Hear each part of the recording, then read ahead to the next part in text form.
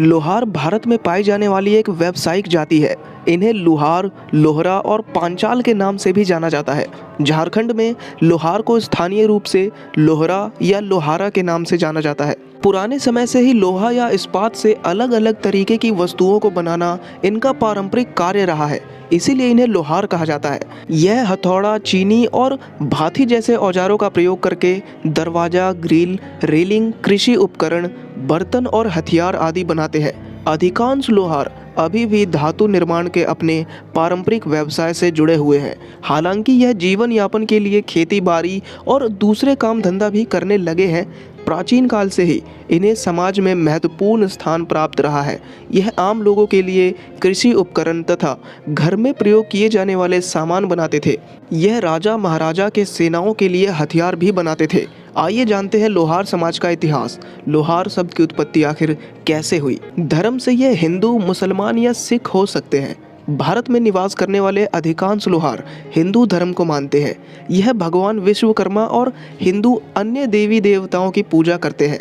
धार्मिक आधार पर हिंदू लोहार को विश्वकर्मा के रूप में जाना जाता है, जबकि मुस्लिम लोहार सैफी कहलाते हैं। यह भगवान विश्वकर्मा के वंशज होने का दावा करते हैं। अलग अलग राज्यों में अलग अलग उपनाम है इनका। बिहार और उत्तर प्रदेश के प्रमुख भागों में उपनाम इनका विश्वकर्मा और ठाकुर है। दिल्ली में इनका उपनाम लोहार, मिस्त्री और पांचाल है।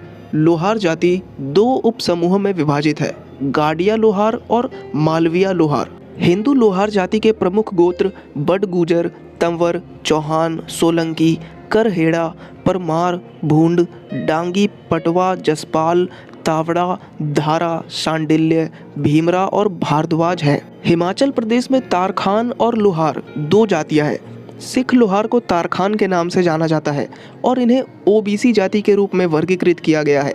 यहाँ लोहार जाति को अनुसूचित जाति के रूप में भी सूचीबद्ध किया गया है। उत्तर प्रदेश में इन्हें ओबीसी जाति के रूप में और बिहार में इन्हें अनुसूचित जनजाति के रूप में सूचीबद्ध किया गया है। 12वीं शताब्दी में रचित राजतरंगिणी अनुवादित सर मार्क ऑरेलस्टीन के अनुसार लोहार के प्रमुखों का परिवार खासा जनजाति से था। लोहार वंश का केंद्र लोहार कोटा नामक एक पहाड़ी किला था, जिसका सटीक स्थान एक लंबे समय तक अकादमिक बहस का विषय रहा है। कल्हड़ के एक अनुवादक स्टीन ने कुछ सिद्धांतों पर चर्चा की और निष्कर्ष निकाला कि यह पश्चिमी पंजाब और कश्मीर के बीच व्यापार मार्ग पर पहाड़ों की पीर पंजाल क्षेत्र में स्थित है। इस प्रकार यह कश्मीर में ही नहीं बल्कि लोहार के राज्यों में भी था, जो सामूहिक रूप से लोहारिन के नाम से जाना जाने वाला बड़े गांव के समूह के आसपास केंद्रित था। सिंहराज नामक लोहार के राजा की बेटी दिद्दा ने कश्मीर के राजा सेन गुप्ता से शादी की। इस प्रकार दोनों क्षेत्रों को एकजुट किया। इस काल में अन्य समाजों की तुलना में कश्मीर में महिलाओं को उच्च सम्मान दिया जाता था और जब 958 में सेन गुप्ता की मृत्यु हो गई तो महारानी दिद्दा ने अपने छोटे बेटे अभिमन्यु द्वितीय के लिए राज प्रतिनिधि यानी शासनकारी के रूप में सत्ता संभाली। 972 में अभिमन्यु की मृत्यु के बाद उसने अपने बेटों नंदीगुप्त, त्रिभुवनगुप्त और भीमगुप्त के लिए एक ही कार्यालय का प्रदर्शन किया। 980 में भीमगुप्त की मृत्यु के साथ ही वह अपने आप में शासक बन गई। बाद में महारानी दिद्दा ने कश्मीर में अपना योग्य उत्तराधिकारी होने के लिए अपने भतीजों में से संग्राम राज को गोद ली, जो उसके भाई लोहार के शासक उदयराज का पुत्र था। इस निर्णय से जब वर्ष 1003 में वृद्ध महारानी अपने संघर्षों के दृश्य से विदा हो गई तो कश्मीर का शासन नए राजवंश लोहार वंश का उदय हुआ। लोहार वंश के संस्थापक संग्राम राज थे। संग्राम राज बड़े न्यायप्रिय उदारवादी राजा थे। उनके शासन अवधि में प्रजा सुख चैन से दिन व्यतीत कर रही थी। किसी भी प्रकार का अभाव और विकार लोगों में नहीं था।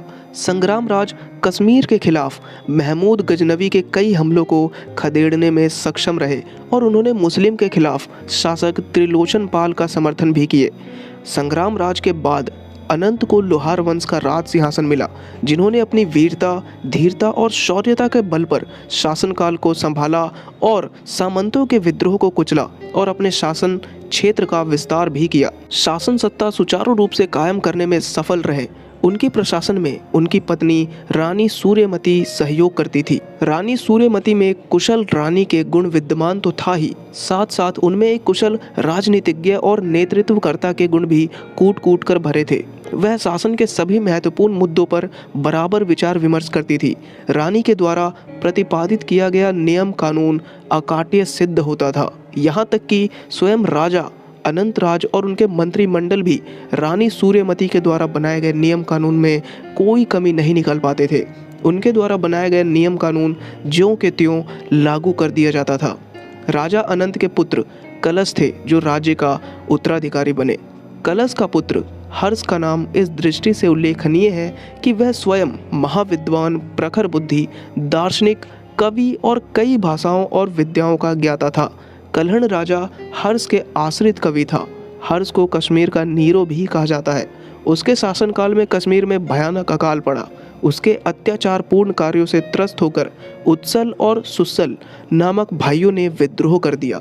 राज्य में आंतरिक अशांति के कारण हुए विद्रोह में लगभग 1101 ईस्वी में हर्ष के पुत्र भोज एवं हर्ष दोनों की हत्या कर दी गई। लोहार वंश के अंतिम शासक जयसिंह लोहार वंशी थे। उन्होंने अपने युद्ध कला कौशल से यूनानी मूल के यवनों को परास्त किया और राज्य की सीमा का विस्तार शुरू किया। जयसिंह कल्हण के राजतरंगिणी का अंतिम शासक थे और उसी समय में राजतरंगिणी भी पूरी हुई। तो दोस्तों, आशा करता हूँ आपको यह वीडियो पसंद आई होगी। अगर वीडियो अच्छी लगी हो तो प्लीज़ वीडियो को लाइक करें और चैनल को सब्सक्राइब करें।